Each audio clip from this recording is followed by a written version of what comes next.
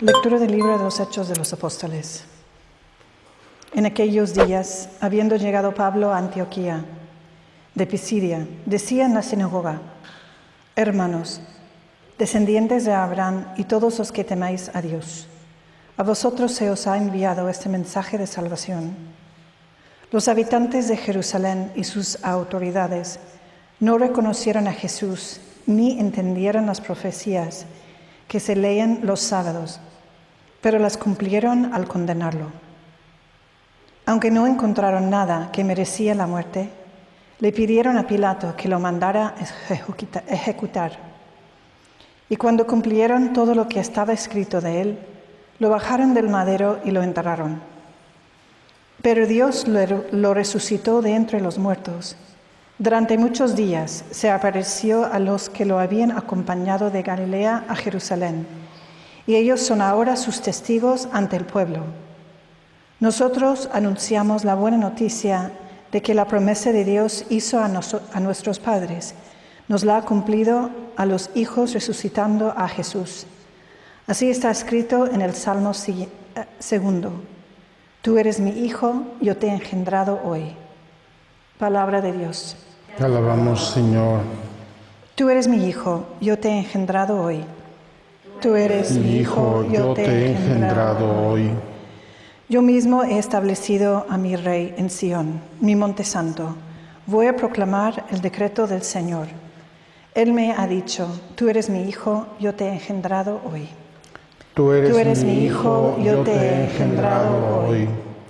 Pídemelo, te daré en herencia las naciones, en posesión los confines de la tierra.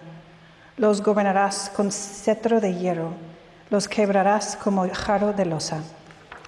Tú eres mi hijo, yo te he engendrado hoy. Y ahora, reyes, sed sensatos. Escarmentad los que regís la tierra, servid al Señor con temor. Rendidle homenaje temblando. Tú eres mi hijo, yo te he engendrado hoy. Aleluya, aleluya, aleluya. Aleluya, aleluya, aleluya.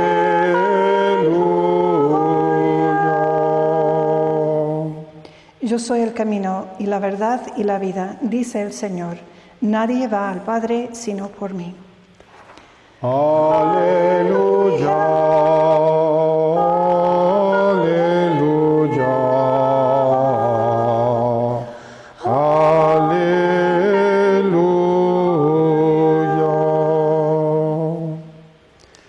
El Señor esté con vosotros. Lectura del Santo Evangelio según San Juan. Gloria a ti, Señor. En aquel tiempo dijo Jesús a sus discípulos: que no tiemble vuestro corazón, creed en Dios y creed también en mí. En la casa de mi Padre hay muchas estancias. Si no fuera así, ¿os habría dicho que voy a prepararos sitio? Cuando vaya y os prepare sitio, volveré y os llevaré conmigo, para que donde yo estoy, estéis también vosotros. Y a donde yo voy, ya sabéis el camino. Tomás le dice: Señor, no sabemos a dónde vas. ¿Cómo podemos saber el camino? Jesús le responde: Yo soy el camino, la verdad y la vida. Nadie va al Padre sino por mí. Palabra del Señor. Gloria a ti, Señor Jesús. Queridos hermanos, queridos peregrinos, es un gusto volverles a ver. Ayer les extrañé mucho porque fui a Jerusalén y la verdad iba yo a llegar a tiempo, era toda mi intención, pero había muchísimo tráfico y probablemente algún accidente y no llegué a tiempo. Pero celebré la misa más tarde y puse todas las intenciones que ustedes nos mandan sobre el altar y todo lo que llevamos en el corazón en este momento. Quiero seguir nuestras reflexiones con los Hechos de los Apóstoles, queridos hermanos, y hoy tenemos otra página proverbial, otra página monumental. Quiero hacer 2 o 3 reflexiones con ustedes y espero no alargarme mucho porque ya me han llamado la atención de que estoy predicando muy largo. Encontramos a Pablo predicando en una sinagoga, es decir, predicando a los judíos. Y la primera cosa que quiero hacerles notar es que ya el tema de la persecución de Pablo y de su conversión ya quedó atrás. Pablo está ya convertido en un apóstol y dedicado completamente a la predicación del Evangelio. Y sus primeros intentos los hace obviamente en su propia casa, que es el judaísmo. Y este es uno de sus primeros intentos, tal como nos recoge los Hechos de los Apóstoles. En Antioquía de Pisidia, Pablo predica así a los judíos. Fíjense lo que les dice. Les está describiendo unos hechos que es el credo. Ustedes son hijos de Abraham, descendientes de Abraham. Ustedes condenaron a Jesús, se lo entregaron a Poncio Pilato, lo entregaron, lo sepultaron, lo crucificaron y al tercer día Dios lo resucitó. Es el credo en forma de historia, pero es el credo, son los hechos del credo. Es nuestra fe contada como una narración histórica. Y Pablo se lo restriega en las narices a los judíos. Ustedes hicieron esto, ustedes condenaron, ustedes se aliaron con Poncio Pilato, ustedes sepultaron. ¿Por qué hace esto Pablo? ¿Por qué se encara a los judíos que a lo mejor ni tuvieron nada que ver porque estaban en Antioquía de Pisidia? Probablemente no tuvieron nada que ver ninguno de los presentes.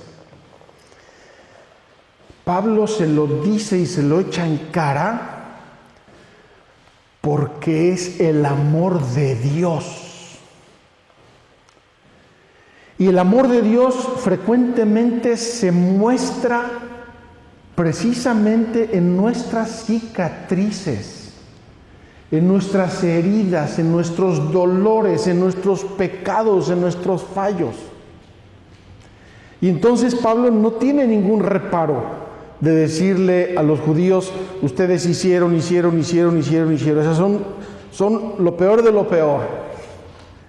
Pero luego Pablo cambia completamente la perspectiva y les va a decir, pero Dios, ustedes hicieron todo esto, pero Dios lo resucitó de entre los muertos. Es decir, Dios tomó la maldad y la ignorancia de ustedes y con su poder divino, y solamente Dios lo ha tenido y solamente lo ha mostrado Él cuando ha querido y como ha querido en la resurrección de Cristo, Dios va a darle la vuelta a la tortilla.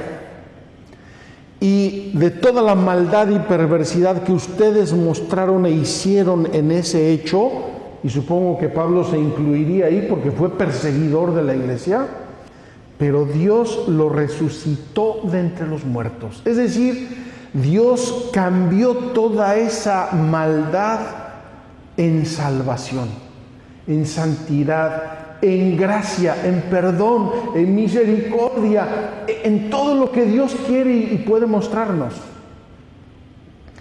Y aquí sigue un párrafo, y yo quiero decirlo, pero con trompetas y flautas. Me lo encontré el lunes de Pascua, en la liturgia de las horas de los sacerdotes, y me fascinó. Dice esta frase, escúchenmela bien. Dios lo resucitó de entre los muertos. Durante muchos días se apareció a los que lo habían acompañado de Galilea. ¿Quiénes eran los que lo habían acompañado de Galilea? ¿Los 12? No. habían sido, según nos dicen los Hechos de los Apóstoles, al inicio 120 hermanos aproximadamente.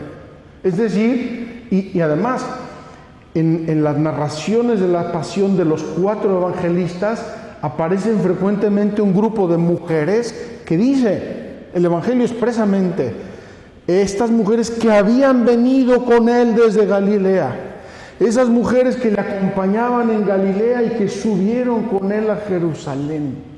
Entonces, cuando Pablo dice, se estuvo apareciendo resucitado a todos los que habían venido con él de Galilea, está hablando en primer lugar de la Virgen, en segundo lugar de los apóstoles y en tercer lugar a un grupo numeroso de discípulos, entre los cuales había muchas mujeres.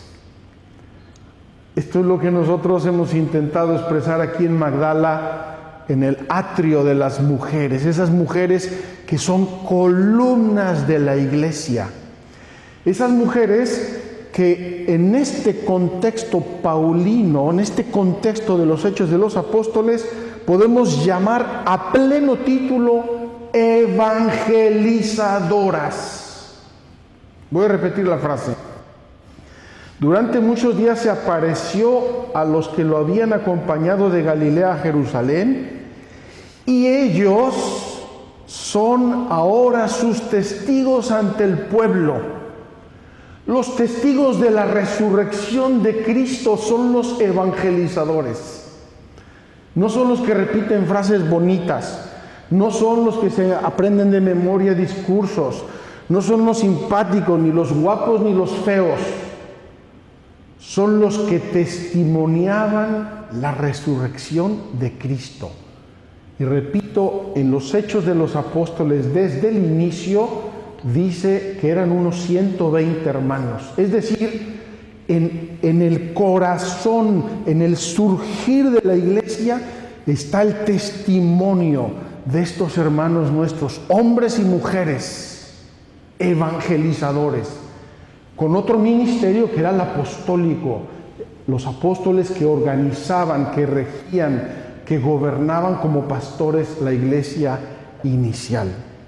Entonces, queridos hermanos, repito, Pablo les echa en cara a los judíos lo que hicieron, no para humillarlos y dejarlos aplastados, sino para decirles, y contra todo eso Dios les dio a Jesús, se lo resucitó, lo regaló resucitado. Nosotros os anunciamos la buena noticia. Parece que está dándoles malas noticias. No, son buenísimas. Es el amor y el perdón de Dios. Nosotros os anunciamos la buena noticia de que la promesa que Dios hizo a nuestros padres nos la ha cumplido a los hijos, a nosotros, resucitando a Jesús. Queridos hermanos, ya pudimos hablar de esto en nuestra peregrinación de la fe.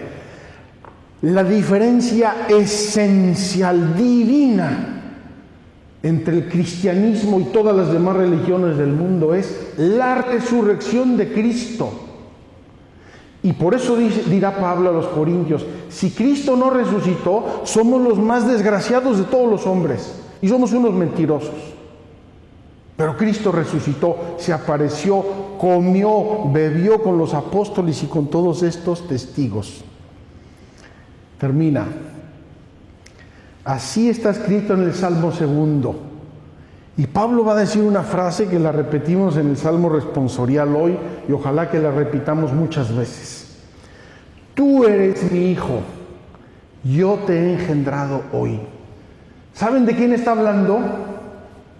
Está hablando de mí, está hablando de ti, está hablando de ti, está hablando de cada uno de los que nacimos en Cristo por el bautismo. Tú eres mi hijo, lo está diciendo Dios, me lo está diciendo a mí, tú eres mi hijo, yo te amo, yo te engendré.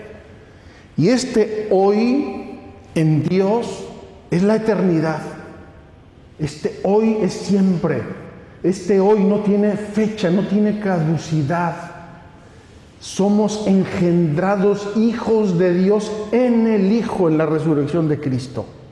Y por eso nosotros tenemos que anunciarlo a quien sea, a quien se nos plante delante. Soy hijo de Dios, Dios me ama, Dios me creó, Dios me hizo a su imagen y semejanza porque nací en la resurrección de Cristo. Y nadie me puede matar más que yo, el pecado, mi apartarme de Dios. Y luego el Evangelio, nada más lo voy a mencionar porque si no me empiezan a hacer caras aquí de que me estoy alargando.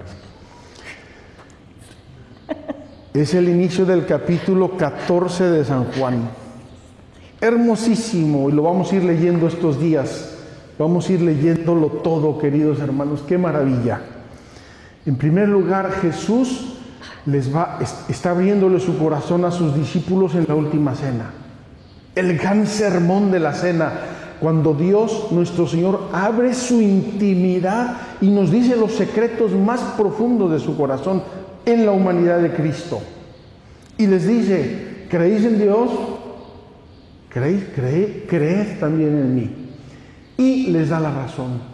Voy a ir al cielo y ahí en la casa de mi Padre os voy a preparar un lugar. Voy al cielo porque ahí quiero teneros conmigo. Y ya les he dicho en otras ocasiones que si la vida del hombre no está finalizada, si no tiene un punto de llegada, solamente andamos dando vueltas como mayates. No sé si en todos los países que me están escuchando sepan lo que es un mayate. Un mayate es un escarabajo, un insecto asqueroso que se dedica solo a dar vueltas. Posiblemente tenga otras funciones que yo desconozco, pero nada más molesta. Pues si yo no tengo una finalidad precisa, clara, trascendente en mi vida, ando solo dando vueltas como mayate. Pero dice Jesús, voy al cielo a prepararos un lugar. ¿Cuál lugar? El que mi Padre me preparó a mi Hijo y el que mi Padre y conmigo preparó para todos los que hoy el Padre ha engendrado en su amor. Y entonces los apóstoles se quedan medio consternados y le dicen, pero ¿a dónde vas? ¿Cómo vas a ir ahí? Incluso más adelante veremos, alguno de ellos les dice, pero ¿qué, se va a suicidar Jesús o qué le pasa?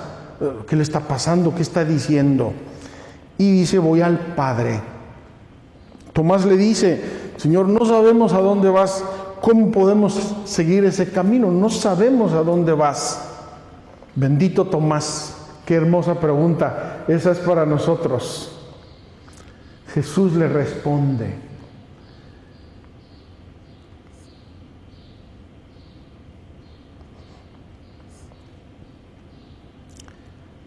yo soy el camino, la verdad y la vida.